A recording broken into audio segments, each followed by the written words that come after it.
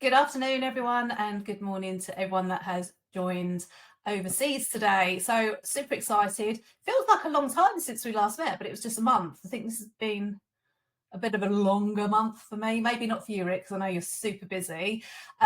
So, as always, we have Rick Hamill from Helios, and we're going to be talking about compliance is one of the biggest issues facing global payroll, and we want to know why. So, this is going to be a really interesting session today because I know this is a headache, I think, for a majority of payroll professionals, HR leaders as well. But before we start, Rick, do you want to just introduce yourself to those that don't know you? I'm sure everyone does, but for those that don't. Sure. So Rick Hamill, founder and CEO of Helios. Helios is an HCM and global payments platform focusing on global payroll, employer of record, and contractor-based solutions, really focusing on one pane of glass for companies who are looking to manage their entire global workforce in one platform. And we really focus on simplifying global expansion, global workforce management. So when we talk about compliance, which we're super excited about talking today, is how do we make sure we're compliant, but we also have ways that we can automate processes and procedures and look at this not just from a system perspective, but best practices to make sure that you're doing payroll the right way on a global scale. So, as always, you might have just seen me looking down. We do have really good software, but for some reason it doesn't like talking to LinkedIn. Maybe this is something we need to talk about later on, another idea. But anyway, so I can see your comments on my mobile and I can reply to them. So we love this to be interactive. We always want these sessions to be interactive. And Rick is great answering whatever questions you put to him. I think actually one of the very few people that are happy just to answer everything. So they can be good fun sessions. So let's start off, shall we, Rick? Why is compliance such a headache for payroll leaders? Because I know when we've done surveys, I think it's been like up in the 80% of this is the key issue for payroll leaders and HR leaders. Well, I think that if global payroll was easy, everyone would be able to do it very simplistically. We wouldn't be having these webinars to talk about it. Um, because we are used to kind of our local bias of how we actually process payroll in our home countries or where we were taught, we think that sometimes we can take those same processes and procedures and apply that across the entire globe. But there are rules and regulations that are in place with every country and how employees are paid, when they're paid, how they're paid, what that means in regards to benefits and how that if that's taxable or not taxable to the employee. So there's a lot of nuances on a country local level that creates a lot of headaches for a lot of global payroll providers. Most companies who start off going into a new country tend to get fines because they don't know what they're doing in that particular country. And sometimes that's tied to the right provider. Sometimes that's just taught based on your own experience and how you think you're going to do it. And a lot of times is even if you're ready to, you got your entity ready, you're well established in that country, but the actual registration of that is actually very different. And so you forget to do something or you forgot, you hit a certain number of employees or quota in that particular country and you've got to do one more additional benefit. It's just those rules and regulations that create a big headache for employers when they're actually going to set up a payroll in a particular country. And then the maintenance of that is when they get to certain sizes, rules change for employees in a given country over certain thresholds. And so really having the right partner to help educate you on that, make sure that you're being proactive in compliance is really important to your success in those countries. But the biggest one is you just don't know the unknown. Yeah. And it's so great to see so many people joining us today. And I know we do have a global audience. So if you want to share where you're from, it would be lovely to see what countries you're from. And that, if I'm being really honest with you, that's the geeky part of me. I really love to see where the audience is from. And also, it'd be great to hear what issues you have when you're dealing with global payroll. So one of the issues, or one of the things that came out of COVID, Rick, was say for example, the UK, there was 3,000 changes, regulation changes during that COVID period.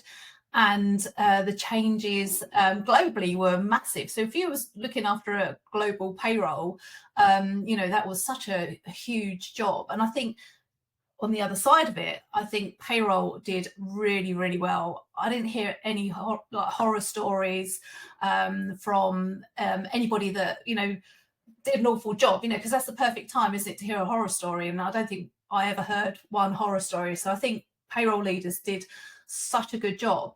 How, now we're away from that, how do we keep on top of the compliance? Well, I think part of it's just being proactive. There are certain places like GPA or other organizations that can really help you understand what the real rules and regulations are in that particular country, and what's proactive. Laws are not going to change the next day. You typically have some time ahead of that to make sure that you understand what the rules and regulations are going to be and how to apply them. And if for any reason, like COVID, where something may actually change in the middle of a pay cycle, there's always a grace period where you're able to retroactively correct that within that pay cycle as well. So just being aware of the rules and regulations and what you're doing in that country. Having the right partner is going to be key to that. Making sure that the right technology is upgraded for you, know what those changes are going to be and how they impact. Remember, and I always say this, employees are going to be made aware of things that are going to be beneficial to them. The media is out there and they're going to talk about it. So if it's a change to an employee's payroll, the employee's going to know. So you want to be proactively understanding that as well. So when employees come to you and asking how you're going to apply that, you're going to want to be able to have that information, and having the right technology, the right platform, the right sources to really support that's going to be key. The second point of that is also validation. You need to make sure that within your SLAs of the partners that you're working with, that you actually add that, making sure that you stay compliant. A lot of companies who've had issues with compliance or regulatory requirements, they've always come back and said, well, it's not my contract, I don't have to tell you. So making sure you understand what's in your contract with your providers is going to be very key, and making sure you stay ahead of time, ahead of the scale for that. But then also the last thing I would probably recommend is making sure that you have ways that you can check and balance that as well. Just looking at payroll tools are not going to be advantageous. So looking at organizations that have in-country insights and things like that that can support you, that can keep you up to date, and that where you can ask your payroll provider, "Hey, what's this? Does this affect me? What do I need to be aware of?" In those conversations as well. So have a checks and balance system within your organization too. I think your technology will be great.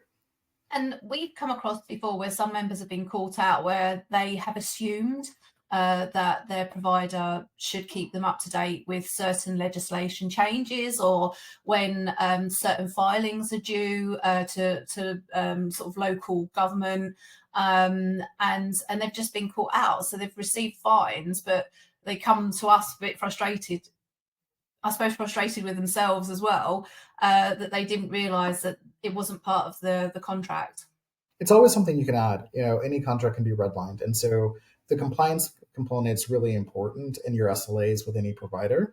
Remember, they're local; they understand the rules and regulations in that particular market, and so if something comes up, they should have the ability to communicate that with you. And typically, they will put a time frame and they have to inform you. And if there's a issue that they don't update in a certain time, they'll give you time to fix it or retroactively correct it. But your providers, if you're using local providers or an organization like Helios who has local payroll as well, we're here to make sure that you're compliant and your payrolls are paid accordingly. I've said this multiple times on these sessions. If you mess up an employee's payroll more than twice, that employee is going to be looking to leave. And so making sure that you have the right solutions, the right compliance tools in place to make sure that those payrolls are implemented accordingly, that's going to be key to not only to the experience of the business, but the experience of the employees as well. Yeah, we've just released a podcast called Phoenix, and it's all about the repercussion of choosing potentially the wrong provider. So it's not a global story, but it's a story that affects payrolls globally around the world. So if you get a chance, have a look at that. I'm going to say thank you to those that have told us where you're from, and we've got somebody from New Jersey, and we're literally just talking about the earthquake before we joined. So, but it's good to see people from Australia, Ireland. So thank you so much for joining us. So we talked about the provider, how important it is. So how does the integration of payroll systems, HR, and finance technologies impact the ability to maintain compliance, and what strategies are effective in addressing this challenge? Yeah, having one technology that can support that overall. So making sure that how you're paying employees can be validated to make sure you're fully compliant. There are many times when you've heard contractors are being paid a certain way, but they're actually employees. So having the right tools to ask questions: is this person really an employee or is this person a contractor? And what are we paying them and how are we remitting those? We had a situation with a client who's with another provider who wanted to use contractors. They were told they can use contractors. They actually converted full time employees to contractors. And it sounded nice and dandy to everyone because the individual employees were actually making more money in their pocket, but they didn't realize that they had the tax component of that. Well, because they went that route, they didn't check the compliance of it. They didn't realize that what ended up happening is that employer had to pay both the employee and the employer taxes retroactively when they were actually deemed that they were actually an employee. And so making sure that you have HR, payroll. I separate HR and payroll. I'm actually one of the ones that are agree that there's time for a chief payroll officer in organizations at this point. But when you have payroll, HR, finance, and compliance, they are checks and balances. Think about it like them as from the government perspective. One does something, the other three need to make sure they're aligned and it makes sense for the business to make sure that they're doing things correctly. And there are technology platforms. I'm not plugging Helios again, but there are platforms like Helios that are able to really make sure that you have that centrally located to validate that information to make sure you're doing things the right way. But it's also there to make sure that all parties are aligned. The alignment issue is what actually creates issues because there's certain documentation in organizations, how finance may put in the financials, how compliance may review it and document it in their cells. That is actually what gets them caught when these governments are doing audits because the internal business is not aligned in how they classify or pay individuals. So I'm going to put you on the spot now. So this isn't really relevant to our LinkedIn Live. So do you think payroll should be its own department? Yeah, I think we're getting to the point, especially in global team management or global workforce management. I think it's time. I think it's gradually there. I think right now, payroll tends to fall in finance, or if that falls within HR, or both, all of them fall under finance. But I think the way the direction we're going, payroll is not just it's not just HR, it's not just finance. There's components of compensation and benchmarking. There's compliance in regards to payroll and how you're actually funding payroll. Because the world we live in today with remote work, there are nuances where freelancers or nomad employees are in certain countries. It's a bigger complexity than it was maybe even 3 4 years ago. This or the world we live in today, payroll is much more or needs to be much more at the table than previously. And I think sometimes looping it with HR, HR is the people management of it, but payroll is the payments management of it. And that's actually where a lot of organizations are getting caught up is the payment piece of it, because how they're treating or managing their employees from a payment perspective in the eyes of the government, how taxes are treated, how withholdings are made, how pension payments are taken care of. That's payroll. Where HR again is the people focus and the experience they have in being the back end compliance from a payroll from a business perspective. So it'd be great to hear from people who are with us today if you think payroll is ready to be its own department, because I feel quite passionate about that. So I think it's really important. This is something that we've spoken about on a few of our previous LinkedIn Lives, Rick, but again, it's really important to do with compliance. So there is more emphasis on data security and privacy regulations. How does the payroll leader navigate the complexities of safeguarding sensitive employee data whilst also ensuring compliance? Well, I live by the rule of I go with the strictest rule of the strictest country that I'm operating in. It keeps me fully compliance from that perspective. I do think that that partnership is really important with your compliance or risk team. I remember when GDPR came in, and that was a hot topic for a number of years before it actually was implemented, and even a little bit afterwards. Everyone was so concerned about it and what that meant for their business and how they're going to operate. Since then, we've been able to figure out how to manage our businesses accordingly. But compliance is such an important risk factor and partnering with compliance in that approach, looking at your process and procedures, documenting those process and procedures, and making sure you have an auditable process. But in addition to that, I also believe that you have to make sure that you have process and procedures if something happens as well, and how you're able to make sure that you can rectify that in a very quick manner. A lot of individuals will put a process in place to prevent it, but things do happen.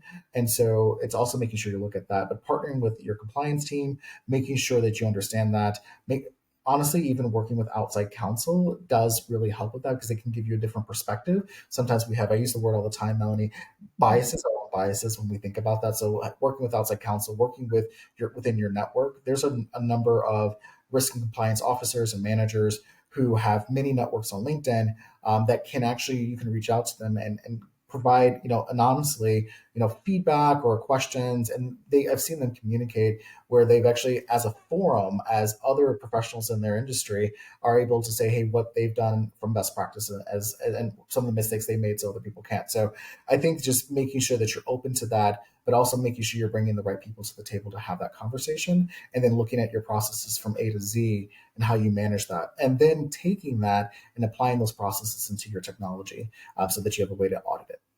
Yeah, because it even comes down to like PR, doesn't it? Like getting, the PR side in, when something does happen, obviously you're prepared, but it's actually how do you communicate that to your employees? And I think that's some of the challenges that our members and people I know in the payroll community, when it has happened, that's the first question that's come out is, what do we communicate? Do you keep quiet? Do you say something? And all these, sorts of different things to think about. And unfortunately, I think since last year or maybe the year before, payroll is a hot department, isn't it, to try and get that information, because payroll's got good information, hasn't it?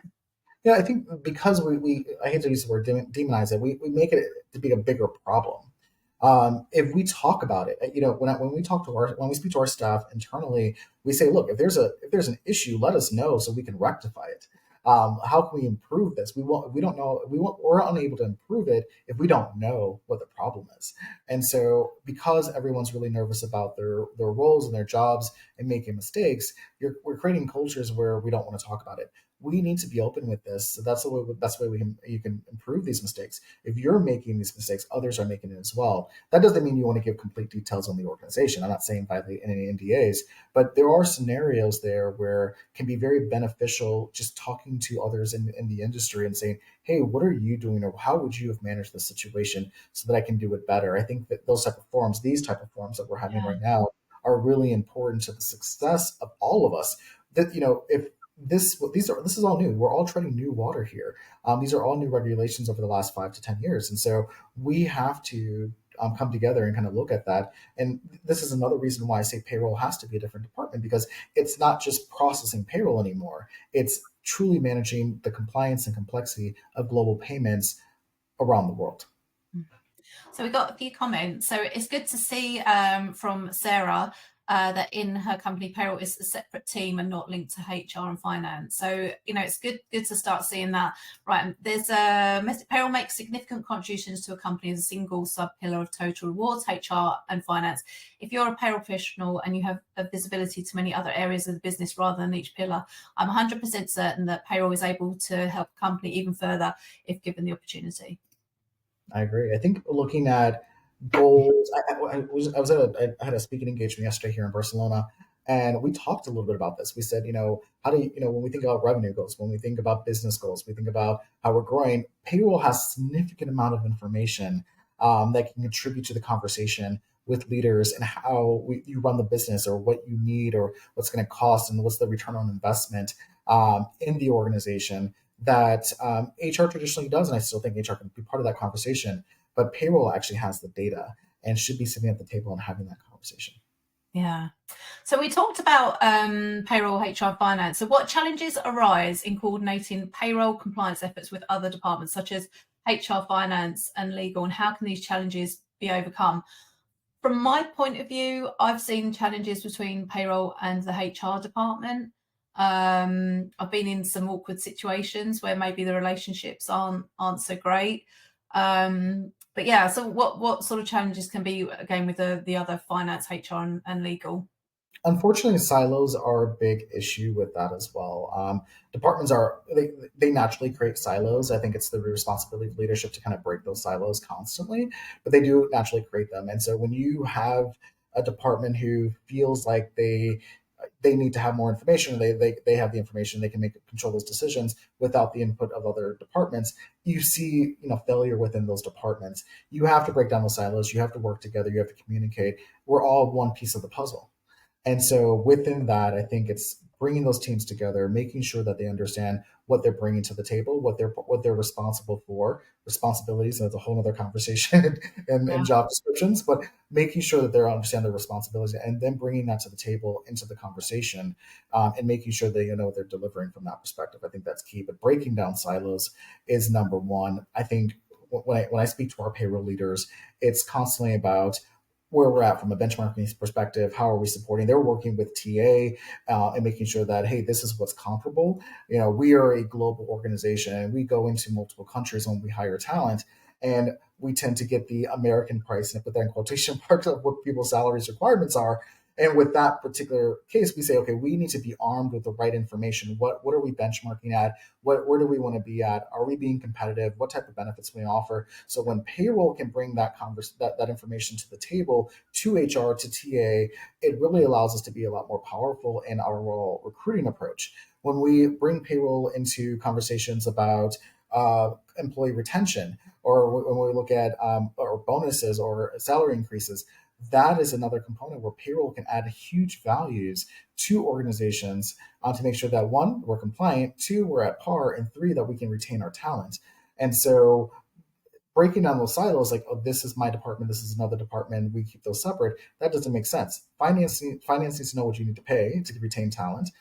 TA needs to know what kind of talent they need to bring into the door. HR needs to know how to make sure we can help retain that talent and keep that talent happy. Payroll is the glue that keeps all that together. And we Yeah. need to make sure that we break down those silos to be able to support that. We run a podcast, Women in Payroll podcast, and the bit that comes up every time we interview a payroll leader is about the networking, getting out there, like getting out of your comfort zone and networking with the other departments, building relationships, making sure that you're there at the front of the front of the table when decisions are made, and as you say, breaking down those silos. Another thing I've been looking at or reading about a lot recently is about budgeting and some of the lack of resources available. So, how does this affect payroll leaders' ability to ensure compliance?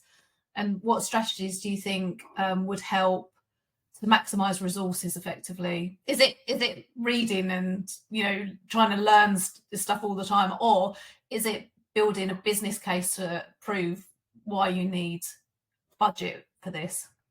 I think it's a little bit of both. So if you're in payroll, you have historical data and current data that you can leverage and say, okay, this is what we're seeing in the trend. If you're partnering with HR, you can then say, are we retaining employees at this place, or why are employees leaving? You can tie that information and then go back to the business and say, hey, this is what we're looking at. And then you can do some things that are free. There are certain salary benchmarking tools out there that they're more manual, but they are free, and that you can do some of that work from that perspective. And then you can bring that to the business and say, hey, we can help you support this process, so that we know that we can retain and maintain and grow the business. When you talk about budgeting, though, I keep getting back to this because I think it's quite important. Budgeting is not just the dollars that a business can spend, but it's the dollars that you need to spend to maintain and grow the business. And when you think about retention, and I keep bringing this up because you see employees leave. I just had a client, I'm consulting with another client, and they said they couldn't give a salary increase in India more than, I think it was like 4 or 5%.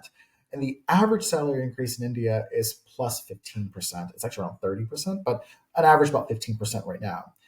They knew that because they couldn't do that, they did not budget accordingly, that they were going to lose a significant amount of their team in India because of that. If payroll was at the table and during the budget process and said, hey, this is what we need to do to retain talent, because as you already know, replacing talent, finding talent, replacing talent is actually more expensive than that raise that they were trying to give. What ended up happening was they started to they have a lot of attrition because of it. Where if they just were at the table with HR, with finance, they could have said, look, this is what we're seeing, it's trending. This is the data points that we were working with. This information was readily available online. You saw this is what Indian companies are doing, but a big bulk of their team were starting to leave because of not actually doing the budgeting correctly because payroll was not at the table when that was being done. Yeah, it's and the thing is, it's not like the first time I've heard that sort of story, and I think as an industry we need to promote that, but also companies need to learn from mistakes. And then we have, honestly, leveraging tech, ML, and AI. Oh my God, so AI is a whole nother session, I think. But yes. Well, yeah, I think your AI, if you build good real AI or use AI tools, it can pull the data. It's what AI does is read your data and then put it in a format that you can read and digest it accordingly. And I think that having that information readily available, you can't make decisions without data. You know, the days have gone by where you can lick your finger and see where the wind's blowing. That doesn't really work anymore. So making sure you understand the trends, making sure you understand the data, and making sure that you're set up for success is really key. And AI can do that or just data points within your systems. Benchmarking tools, by the way, are becoming very common in HCM and payments platforms. We have a benchmarking tool as well where clients can validate that information directly in the platform. So when they're hiring or making offers or when they're trying to do compensation increases, they can validate where they are within that percentile from a benchmarking perspective and where your business is. And also, I think we have to be real with ourselves. Not every business can be at the 95th percentile. Not every business can be at the 75th percentile. But understanding who your business is or who you want to be is going to be very important to then determining. So maybe you're going to be at the 50th percentile and that's what you can really budget for. Then that means when you are looking at salaries, benchmarking, you have to say, are we always hitting that mark? It again doesn't have to be the top one, it can be 50, but that's who you want to be. You got to make sure you're validating that. And payroll has the ability to do that with the right technology and support based on the data that they're actually working on a day-to-day basis. I think AI. Again, this is a geeky side of me. I love playing around with Chat GPT. I know there are others, but I had some work that I was looking at this morning. There's nothing confidential. There's no confidential data on it, but it's a spreadsheet, and I was just thinking, oh my God, this is going to take me hours if I wanted to do it correctly. And then I put it into Chat GPT, and within 5 minutes, it done it for me. So there's I know some people are a bit. But I think there's going to be some positives that do come out of it. Yeah, I think when it comes to HR data, I'm not a big fan of ChatGPT, but in regards to that, I think Yeah.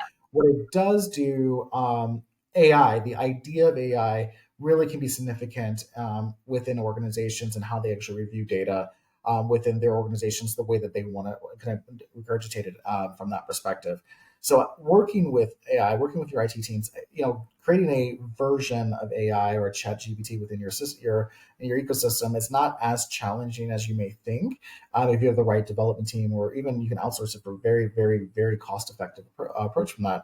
They can build that for you, where it's only reading your data points versus pulling things from Google, et cetera, and really help you support that. And I've seen that be done very successfully, and it's really gave the right results when payroll wants to go to the table with HR or finance and say, hey, this is what we need to make sure we're successful. We all have KPIs in the organization or OKRs. Here's what we're going to do to get to those OKRs based on the data that we actually have. Again, not licking your finger. It's really saying, here's the data points to make sure you're successful. Yeah. For organisations that use payroll outsourcing or software vendors, what challenges exist in ensuring that these vendors comply with regulations, and how can the payroll leader address these challenges? So this, even though I've just asked the question, this is actually a really good question, because I've come across it with some of our members who have, shall I say, been let down by the provider over compliance. What's your advice on this? Yeah, I think there's two things, and I'm a little biased here. We talk about I'm my own bias here. I've run multiple companies before. This is my new one, and I have an approach here that's really important. We need to make sure that we're simplifying this for our customers, and we need to make sure that they understand what they're buying themselves into.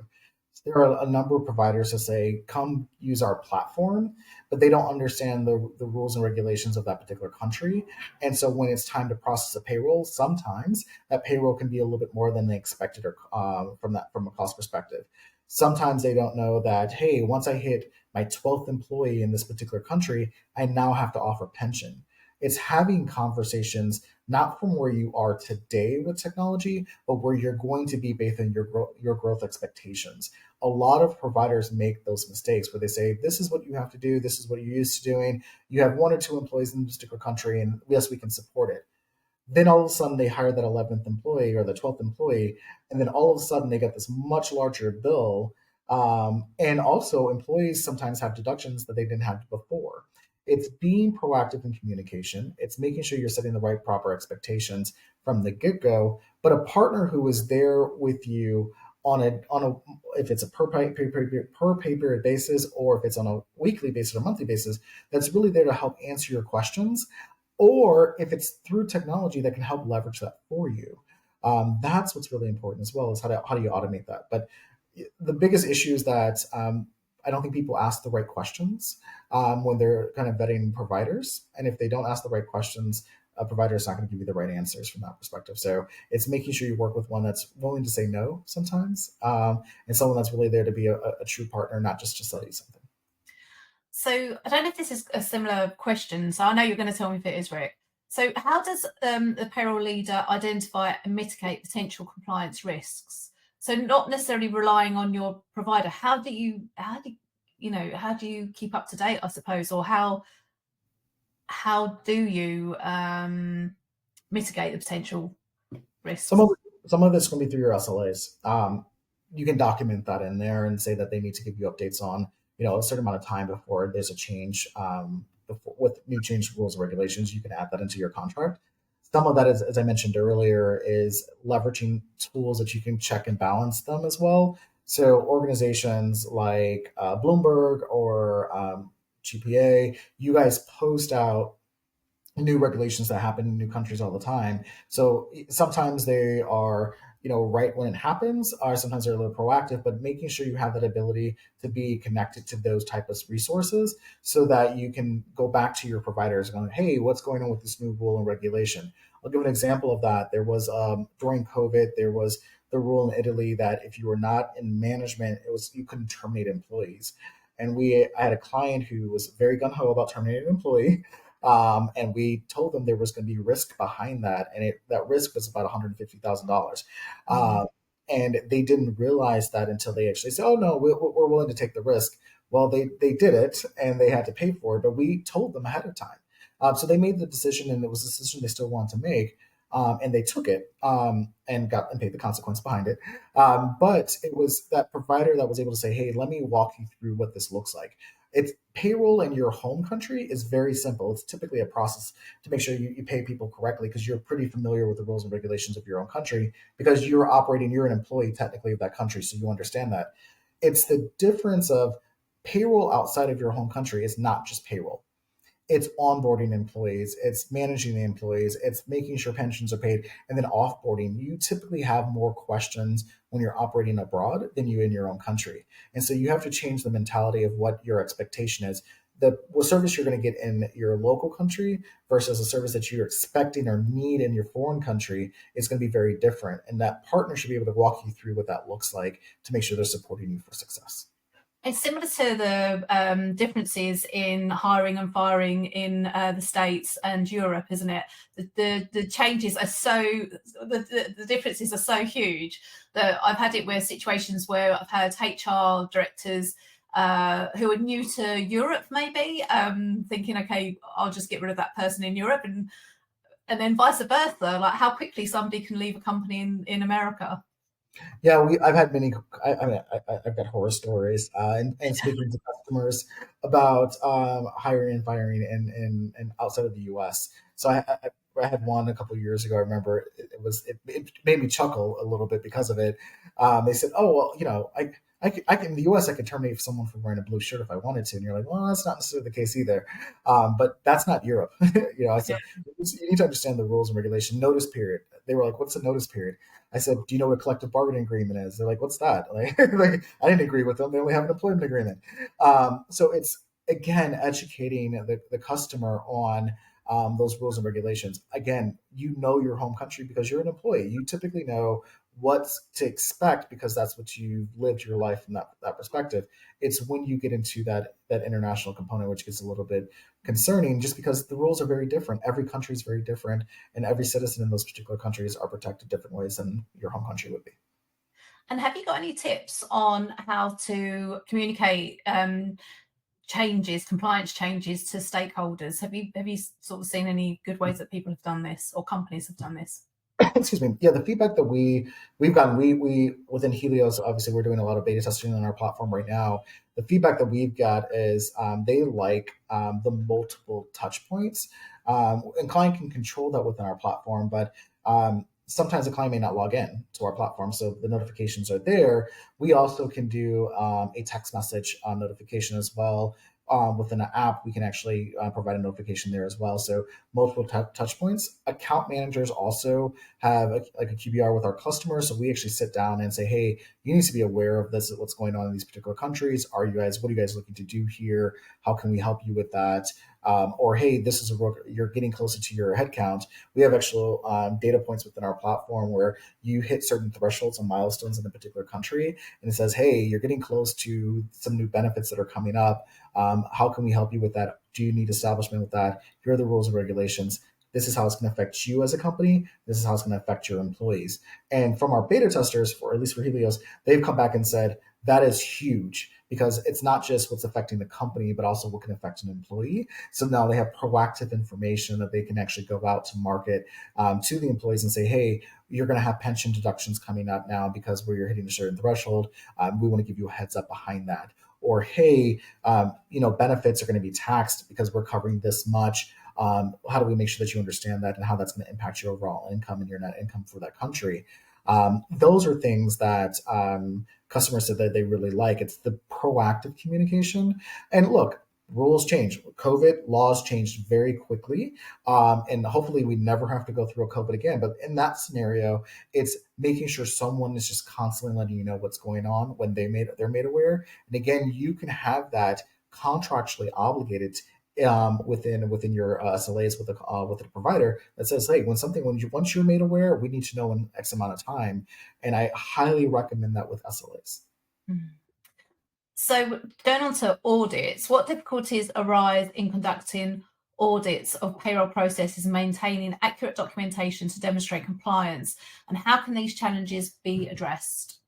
The biggest challenge that I've seen with compliance and from an audit perspective is because people are using multiple platforms, multiple providers for data, it's not consistent. It's not in the same format. It's not the same. It's not consistent. And one provider can't guarantee the same way another provider can. So there's inconsistency in how data is being managed from that perspective. And even with API integrations, that's data coming in, but it's still data coming in from a different source. That's not going to be the same. So try to find a solution that's as unified as possible. That will save a lot of time and effort within your organization. Another piece of that is also making sure that you set expectations. There are a number of providers out there that can take reports and then actually reformat them a way that you need from an output perspective, or you can get the reports in like an Excel file, and then you can do a micro on that, which will allow you to kind of reformat in the way that you need to save that data.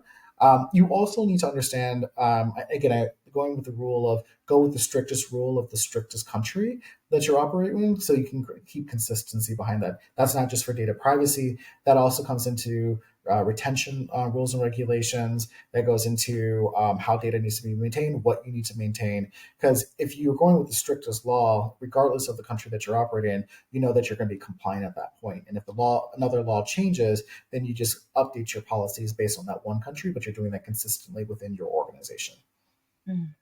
So how does a payroll leader strike a balance between ensuring compliance with regulations and optimizing payroll processes for efficiency and effectiveness?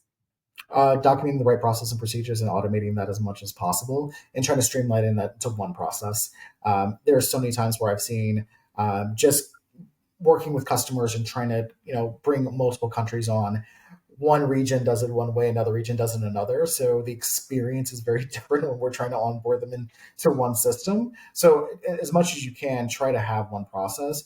Working with a really amazing risk and compliance officer really will help streamline that for you within your organization, document that process, and make sure it's clean. Melanie, Christabel on our side, she's Yeah. absolutely phenomenal in what she does and making sure that we're orderly and her entire team behind her. But and I learned that from her, which was making sure that we just have something that's consistent it makes it a lot easier to make sure we maintain. Because if you have different rules and regulations, meaning different policies and different procedures within your organization, and not following that strict rule of consistency, then you end up opening yourself up for possibly making mistakes because it's not consistent in those particular within the organization itself. So we're coming to a natural end to today's session. If anybody has any questions, please make sure you drop them on the comment box now. Um, what does culture and values play in facilitating or hindering efforts to achieve and maintain payroll compliance?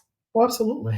I just wrote an article that's on my LinkedIn the day before yesterday, and I just said, you know, risk and compliance, having that mindset of compliance from the get go is so important for success. There's so many organizations that said, look, I just got to get someone paid. I just have to get it done. I will worry about compliance later.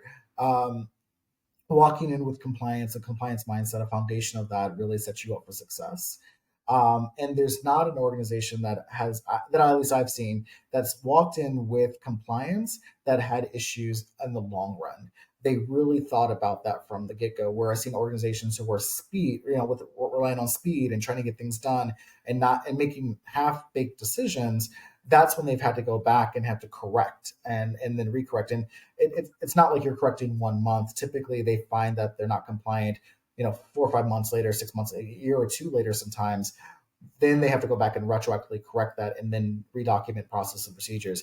If you just take the time to do it right the first time, now that's not easy. You have to run a business, you're going to try to get people in, but it's having these questions, having that foundation, or as I said before, having that one policy that's across the globe, regardless if you're going into a new country, unless they have a stricter policy, follow that policy. It's going to keep you compliant regardless because it's the strictest country. So just making sure you're consistent. I think consistency comes with compliance from the get-go. It's always going to be a recipe for success. You don't really want to knock on the door from somebody, do you? Especially when they can go back years, can't they, to review your payroll. It can be I suppose a scary situation to be in. The worst experience is if an employee comes back, let's say an employee or let's say a former employee, they file their taxes and they realize that something was done incorrectly. Yeah. Or they say, hey, I looked at my pension and I don't have pension contributions. I should have had that. Yeah. Those are things that you don't because employees talk and it's your company's reputation. And so there are a lot of organizations that don't focus on the employee experience when it comes to payroll as well. They just say, I paid them, I paid them. If it's wrong, we'll fix it. But remember, if you mess up an employee's payroll twice, they're going to start looking for a job and then you have to replace them. That's cost effective. It's not cost effective. So just making sure you do it the right way the first time is really important. And I'm not saying that I've never made mistakes. I've made mistakes. I'm telling you that from experience. You want to make sure you do it the right way and make sure you have the right foundation in place to set your business and your employees up for success. Well, thank you so much. Before we go, is there anything that you want to discuss, Rick, or are you happy? Yeah, I will say that, since we're talking about compliance, I think it's really important, payroll, HR, finance, come together. I think if you don't have a compliance committee within your organization, put one in place. Those committees really do allow you to kind of talk about the issues and find out solutions. Sometimes compliance is the scary word because if you find out that you're not compliant, it becomes a bigger issue. So really look at ways that you can put those things in place and have a forum where you can openly and comfortably talk about them and look at solutions and do that. Payroll has a lot of those issues that may come up on a day-to-day basis, especially if you're going to new countries. But having the voice of others at the table that can help you resolve that, that's going to be important. And those committees, I think, are really good. And if you have a really good risk and compliance officer that sometimes falls into finance as well, or within HR, they can really help facilitate your success, and give you a forum to make sure that you are comfortable doing that. Okay, well, thank you so much. I think one of the things that we've built with the training and the GPA is that people do have providers, so they obviously trust their provider, but because payroll people want to know what they're signing off, they come to us and they're just looking for that extra bit of knowledge. So that if they're asked questions, they have that knowledge of compliance or some knowledge of finding the information, from the question. So I think it's really important to what you said earlier is to always make sure you're learning, but also always make sure you're speaking to internal departments, but also your provider as well. I'll say, Melanie, if anyone has any questions, I'm always I love giving free advice. My Achilles heel is helping people. If someone has questions about, if they're doing something correct or not, if I don't know the answer, I'll point you in the right direction or try to find the answer myself to help support you guys. But that doesn't mean ask me 5,000 questions. But if there's simple questions that anyone has, feel free to reach out to me. I do this. I say this every session, and I typically get a number of questions that come through my LinkedIn. Reach out to me on LinkedIn. I'm happy to kind of walk you guys through that kind of best practices. I'm happy to even talk about where I made mistakes in those processes over the last 15 years, and help. That's what I love to do. That's why I do these, just to make sure things are a little bit more simplistic for everybody. And then again, when Helios is ready to do our full launch, happy to do some demos if anyone have got concerns with your providers.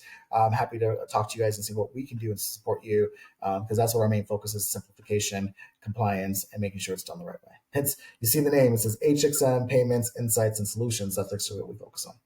So exciting stuff coming up. So thanks to everyone that's joined us today. We had a great number of people join us from all around the world. So thank you also for letting me know where you are based. And thank you also for the questions. And as Rick said, if you really do want to ask him a question, I know he does answer them. Feel free to reach out to Rick on LinkedIn. So we'll see you all again in a month's time. And I'll see you again soon, Rick. All right. Thank you so much, Melanie. Thank you all.